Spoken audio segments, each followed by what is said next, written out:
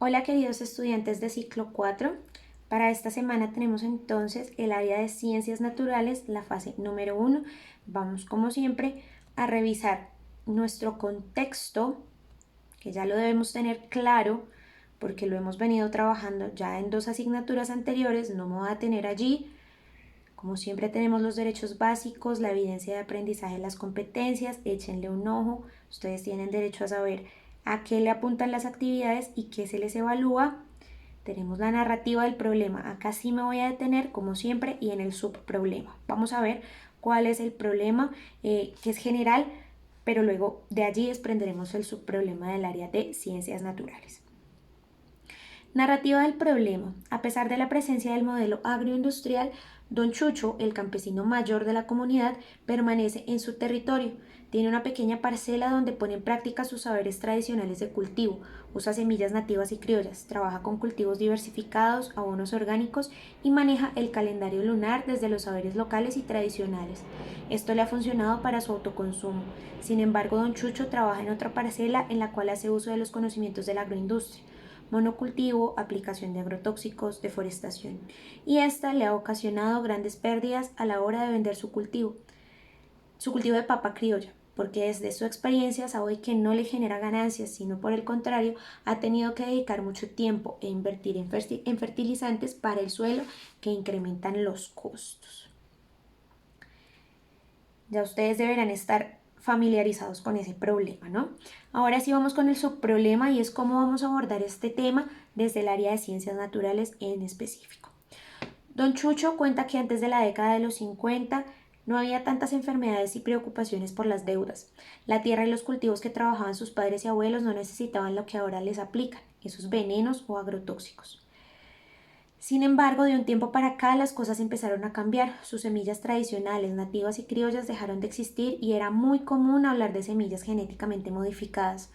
En otras palabras, el tipo de alimentación y prácticas culturales se transformaron. Fue a partir de estos cambios que sus padres y abuelos empezaron a quejar de la situación, ya que la economía se estancó y la salud se deterioró. A varios integrantes de la comunidad les diagnosticaron cáncer, una enfermedad que en ese entonces era poco común encontrar y que en la actualidad es recurrente escuchar. Y ahí nos hacen la pregunta de quién es Don Chucho. Pues ya sabemos un poco, digamos que en el problema y el subproblema de las asignaturas anteriores, pues nos han dejado saber que él es un líder campesino, uno de los fundadores de su comunidad y que vela por el bienestar de su comunidad y su tierra. Aquí va a encontrarse con otro personaje que es Isabel. Ella también es una lideresa comunitaria que está actualmente en esa comunidad y que está ayudando a solucionar algunas de esas problemáticas, especialmente relacionadas con todo el tema de la salud. Quiero que lean muy bien todas estas partes, todo esto que nos ofrece la cartilla. Lo vamos a revisar muy bien. ¿Listo? Y me voy a centrar en este mapita conceptual que ustedes saben que nos presenta los temas. Tenemos 3 temas principales, que es los sistemas de los seres vivos, la reproducción celular y la genética y la herencia. Chicos, en este video, para no hacerlo tan largo, me voy a centrar específicamente en la reproducción celular y en la genética y la herencia. ¿Por qué? Los sistemas están muy explicados, muy bien explicados en el contenido. Además, ustedes saben que pueden acudir a mi explicación cuando lo necesiten y ese tema no es tan complejo como de pronto nos podría resultar la genética mendeliana o la genética y la herencia. ¿Listo? Entonces, por ese motivo, me voy a centrar en estos 2 temas. Ustedes van a desarrollar todo, por supuesto, y tendrán derecho a hacerme preguntas, pero yo me voy a centrar en estos 2, ¿vale? Y bueno, vamos entonces a comenzar con esta pregunta y es cómo se reproducen las plantas y los animales. En este momento nos vamos a centrar en la reproducción de estas señoritas y señores, las plantas. Porque hay plantas macho y hay plantas hembra, o plantas más bien que tienen flores femeninas y flores masculinas. Más, en un momentico veremos eso. Entonces, tenemos 2 tipos de plantas. Vamos a hablar específicamente de ellas, acuérdense. Tenemos plantas sin flores, y tenemos plantas con flores. ¿Listo? Las plantas sin flores, como no tienen flor, no pueden hacer fruto. Y como no pueden hacer un fruto o elaborar un fruto, tampoco tienen semillas. Entonces, ¿cómo se reproducen? Ellas se reproducen a través de esporas. Las esporas son unas células especiales que pueden hacer crecer nuevas plantas. ¿Listo? Un ejemplo de ello son los helechos. Si alguno de ustedes tiene un helecho cerquita, tiene un helecho en su casa o conozca a alguien que tiene un helecho, pueden voltear la hojita del helecho y ustedes encontrarán que hay unos punticos como de color amarillo o café. Esos punticos contienen las esporas que cuando se van por el aire o cuando movemos, sacudimos la plantica, se caen y caen. Cuando caen a tierra fértil, pues pueden dar lugar a una nueva planta. ¿Listo? Esas son, digamos que las que menos dificultad nos generan en medio de todo. Ahora, tenemos las plantas con flor. Ellas se pueden reproducir de manera sexual o asexual. Entonces, les decía, tenemos flores, plantas con flores que tienen reproducción sexual o asexual. La sexual es la más común, es la que más conocemos y es la que ocurre mediante la polinización. ¿Listo? Polinización. Intervienen las flores de una sola planta o de dos plantas. Por eso les decía, hay flores que pueden ser, pueden tener órganos macho o hembra o ambos. Ahorita ya más adelante les explico eso. Y también existe la reproducción asexual, en donde interviene una parte de la planta, no necesariamente la flor. ¿Cómo así, profe? Ya les explico. Una parte de la planta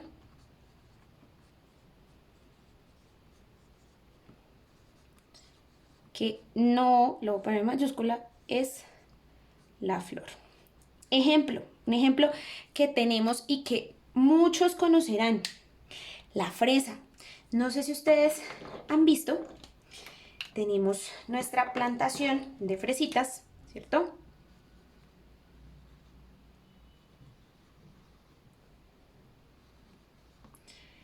Y la fresita va sacando algo así, como una manguerita para un lado, como un tallito para un lado, ¿cierto?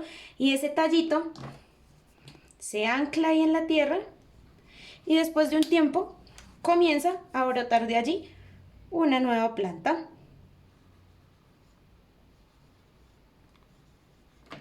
¿Cierto? Y comiencen a salir las fresitas y demás, ¿cierto? Ya eso, bueno, me disculparán mis dibujos ahí. Pero el caso es que la fresa comienza a sacar como ese bracito, esa extensión de ella misma y ¡pum! Se ancla a la tierra. Y allí comienza a brotar una nueva planta. Esta cosita que la fresa saca para poder reproducirse se llama estolón. La reproducción a través de estolones es una manera asexual porque no involucra la parte sexual de la planta que viene siendo la flor. Entonces, retomando el tema de la flor macho y la flor hembra. Tenemos flores de tres tipos, de hecho, macho, hembra y hermafrodita.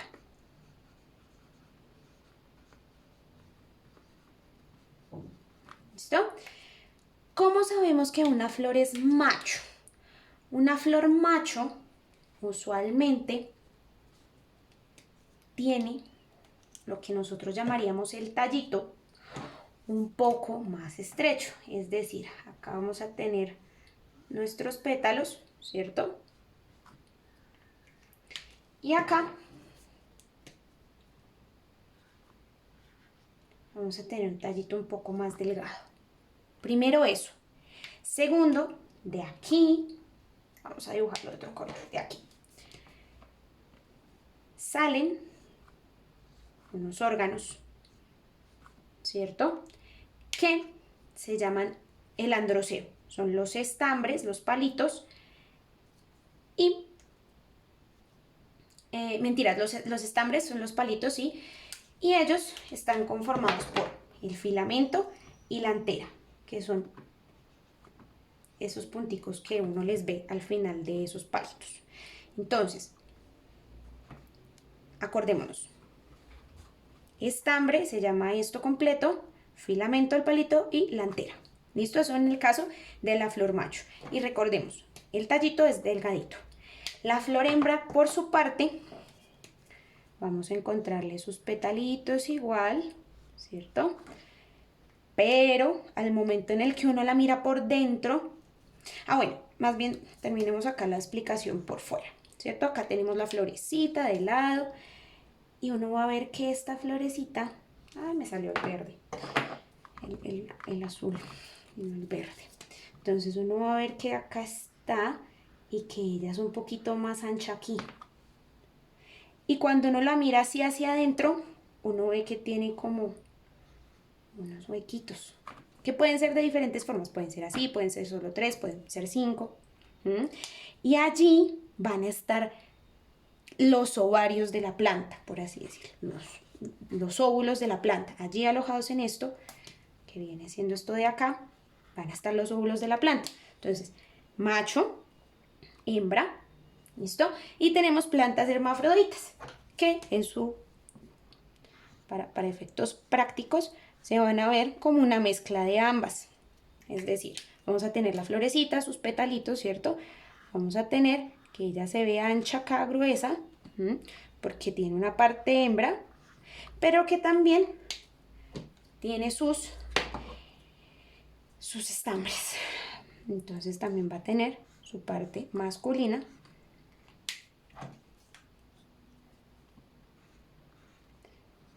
Profe, ¿y qué es esto de acá? Eso, en la antera se encuentra el polen. Ay, acá no me cabe. Bueno, la cama mejor. El polen.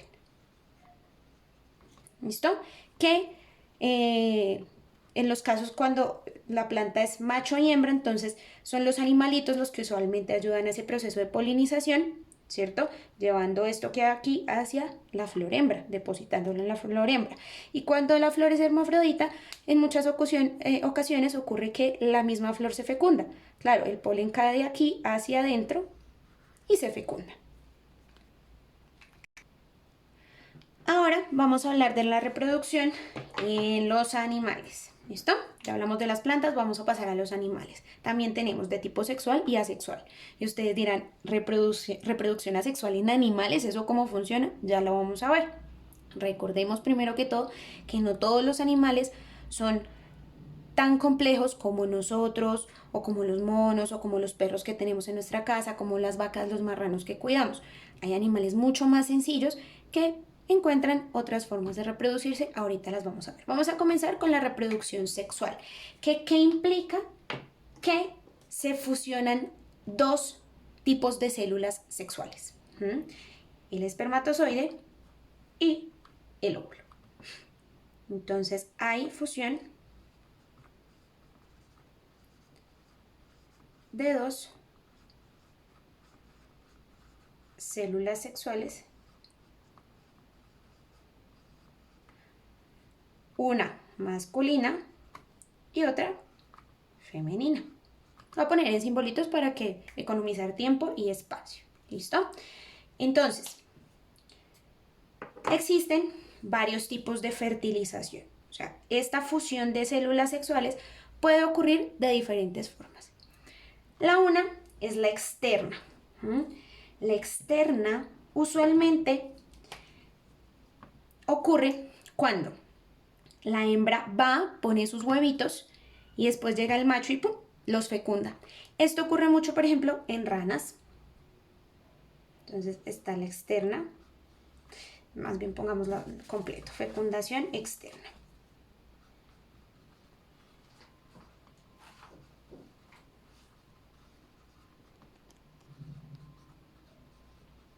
¿cierto? Entonces, acordémonos, la hembra pone los huevos y después llega el macho y los fecunda. Entonces, la hembra pone huevos y el macho llega a fecundar después.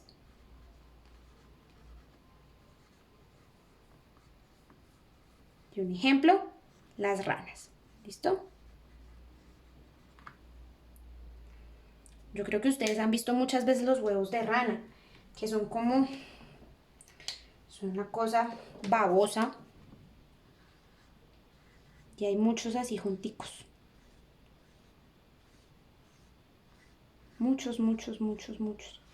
Y si uno los observa bien, casi todos son diferentes. Uno tiene acá el puntico chiquito, el otro es más grande, el otro se encuentra en división y ellos todos se encuentran envueltos por una baba gelatinosa, que lo que hace es protegerlos de cualquier daño mecánico, de cualquier daño que les pueda generar de pronto otro organismo. También está la fecundación o la fertilización interna. ¿Qué ocurre cuando hay cópula? ¿Y cuando hay cópula? Por ejemplo, cuando nosotros, los seres humanos, nos reproducimos, cuando los perritos se reproducen, cuando los gaticos se reproducen, ¿cierto? Cuando hay cópula. Y la fertilización ocurre dentro de la hembra. ¿Listo?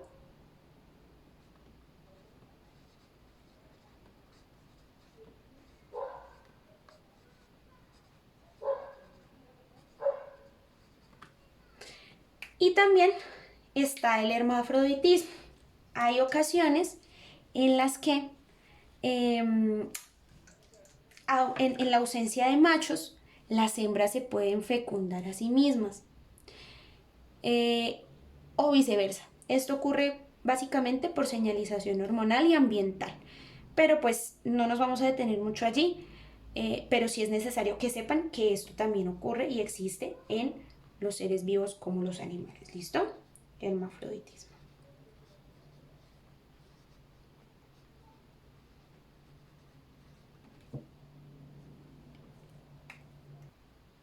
Y por el lado de la reproducción asexual en animales, entonces tenemos que un solo progenitor da origen a descendencia. ¿Cuál es la característica de esa descendencia? Que es igualitica genéticamente a él. En la reproducción sexual que teníamos ahorita a este lado, hay variedad genética porque son dos individuos que combinan su material genético. En la sexual no, porque es un solo progenitor. No se nos puede olvidar. Voy a escribirlo por acá. Un solo progenitor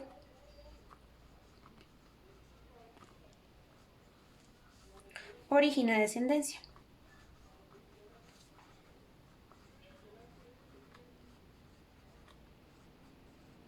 ¿Listo? Pues como es el solito, pues la descendencia es igualita genéticamente a él. ¿Cómo ocurre esto? Puede ocurrir, por ejemplo, por gemación. ¿Cómo así gemación? Hay un ejemplo muy clásico que se utiliza. Hay unos animalitos que se llaman las hidras. Son unos animalitos muy pequeñitos, que son como así. Y ellos, en algún momento, cuando ya se van a reproducir, comienzan a salirles unas cositas por ahí raras, como unos, por así decirlo, unos pequeños tumores. Ese tumorcito con el tiempo se va desarrollando, se va desarrollando, se va desarrollando, hasta que llega a ser una hidra completamente independiente, igualita a su mamá o a su papá, a su progenitor más bien. ¿Listo? Entonces, de ese mismo ser va saliendo otro. ¿Listo? Ocurre también la fragmentación. Ay, no puse el nombre. Acordémonos, gemación es esta.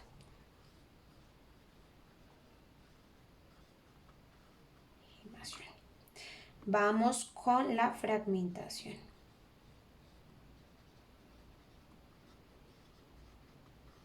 Esta ocurre cuando literalmente un ser vivo, un animalito un poco menos desarrollado que nosotros puede partirse y dar lugar a un ser completamente igual a él.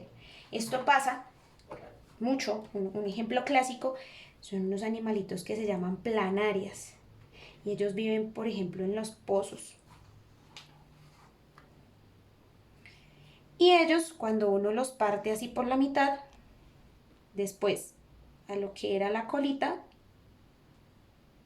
le va saliendo otra cabecita, y a lo que era la cabecita, trato de dibujarla parecida, y a lo que era la cabecita, le sale otra colita.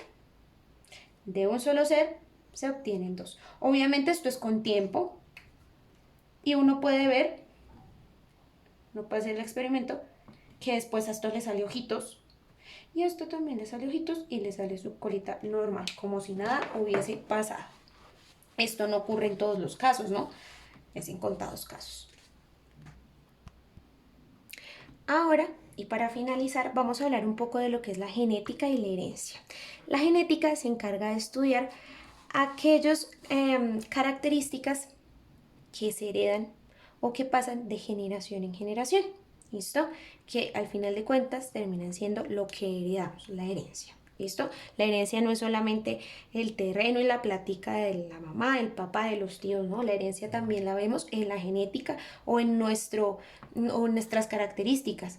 Porque ustedes, por ejemplo, nunca se han puesto a pensar por qué se parecen a sus papás o por qué se parecen a sus abuelos. Bueno, vamos a ver qué es lo que pasa. Hace un tiempo existió un sacerdote llamado Gregory Mendel. Él le daba curiosidad saber por qué algunas plantas se parecían a las otras y por qué a veces no se parecían. Entonces, ¿él qué hizo? Él hizo un experimento con arvejas, con guisantes. Entonces, él lo que hizo fue cruzar dos plantas. Una que producía semillas verdes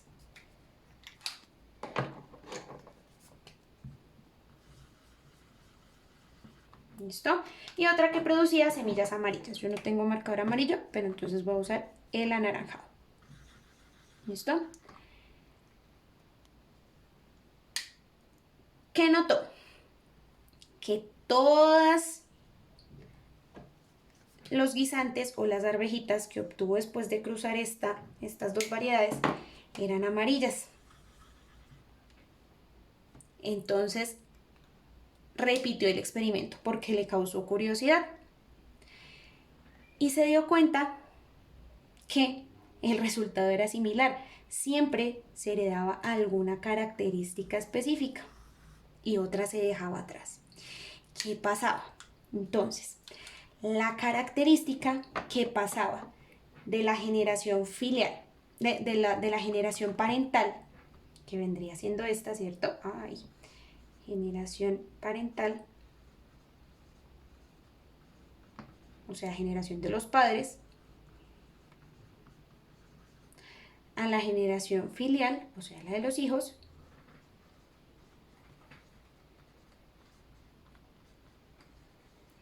era llamado carácter dominante. Dominante porque se expresa por encima de todo. Este carácter que se expresa, en este caso el color amarillo de los guisantes, es un carácter dominante.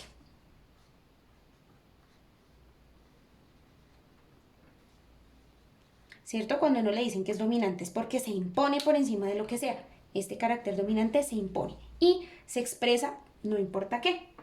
Y a este carácter que no se expresa, pero que está ahí, porque eso no quiere decir que no esté, sino que no se expresa, le vamos a llamar carácter recesivo.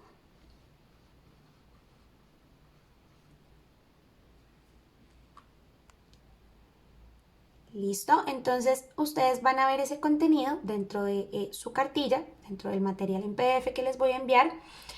Acá nos proponen crear un árbol genealógico y nos dicen que vamos a identificar 10 características fenotípicas heredadas. Cuando hablamos de características fenotípicas heredadas, quiere decir aquellas características que son visibles, ¿sí? Nuestros rasgos visibles que se parezcan a los de otros familiares. ¿Listo? Entonces, características visibles que se parezcan a los de otros familiares. Ejemplo, la forma de la nariz, de las cejas, de las orejas. ¿Listo? Ese tipo de rasgos, el color de piel. ¿Listo? Características observables, a eso se refiere fenotípicas. Y cualquier duda que tengan en la construcción de su árbol genealógico o de cualquier otra actividad de las varias que hay en esta asignatura, no duden en contactarme y también en programar su clase virtual.